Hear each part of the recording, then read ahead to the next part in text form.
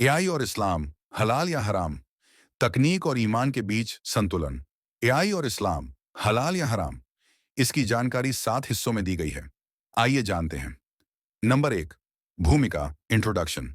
आज का युग तकनीकी क्रांति का है। आर्टिफिशियल इंटेलिजेंस, एआई, यानी एक ऐसी तकनीक जो इंसानों की तरह सोचने, समझने और निर्णय लेने की क्षमता रखती है, तेजी से हमारे जीवन में शामिल हो रही है।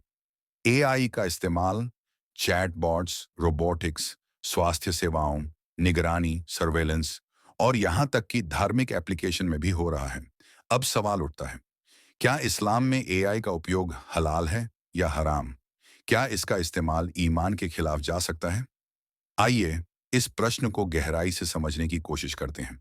नंबर 2, आर्टिफिशियल इंटेलिजेंस, एआई क्या है? एआई यानी कृत्रिम बुद्धिमत्ता एक ऐसी तकनीक है जो कंप्यूटर या मशीन को इंसान की तरह सोचने और काम करने की शक्ति देती है।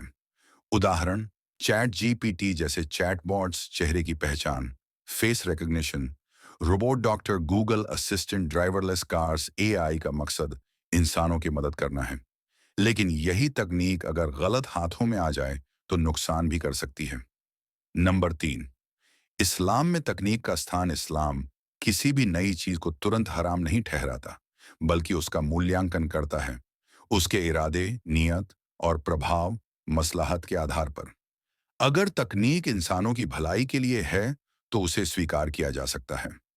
इस्लामी इतिहास में भी मुसलमान विज्ञान और तकनीक के अगुआ रहे हैं। खगोल शास्त्र, गणित, दवा आदि में इस्लाम कहता है, तुमसे तुम्हारे कर्मों और उनके इरादों का हिसाब लिया जाएगा। नंबर 4, जहां एआई को हलाल माना जा सकता है, स्वास्थ्य सेवाओं में उपयोग। एआई के जरिए बीमारियों की पहचान, इलाज में तेजी, सर्जरी में मदद, शिक्षा में सुधार, ऑनलाइन लर्निंग, बच्चों को स्मार्ट शिक्षा देना। इस्लामी ऐप्स, कुरान रिमाइंडर, नमाज समय, क़िबला दिशा, इस्लामी कैलेंडर। मानव श्रम की मदद, खतरनाक कामों में इंसान की जगह एआई का प्रयोग।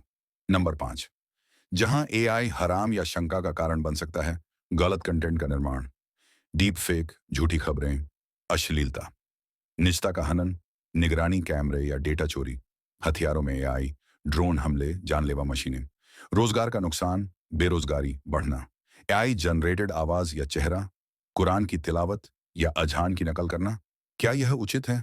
नंबर 6, इस्लामी विद्वानों की राय। कुछ उल्मा का मानना है कि एआई इंसान को खुदा बनने का भ्रम दे सकता है। एआई जनरेटेड तिलावत या अजान से पवित्रता का उल्लंघन हो सकता है। मुसलमानों को हर नई तकनीक को आंख मूंद कर अपनाने से पहले शरई सोच अपनानी चाहिए। नंबर 7, मुसलमानों के लिए सलाह, निष्कर्ष, तकनीक का इस्तेमाल सोच समझकर करें। इस्लामी जानकारों और उलेमाओं से मार्गदर्शन लें। ऐसे प्रोजेक्ट्स और ऐप्स को बढ़ावा दें जो इस्लामी मूल्यों के अनुकूल हों। याद रखें, तकनीक एक औजार है, उसे कैसे इस्तेमाल करना है, ये हमारे हाथ में है। अंतिम शब्द, एआई ना तो पूरी तरह से हलाल है, ना पूरी तरह से हराम। इसकी अनुमति उसके इस्तेमाल पर निर्भर करती है। इस्लाम का मूल उद्देश्य है इंसानियत की भलाई, इंसाफ और हक का पालन।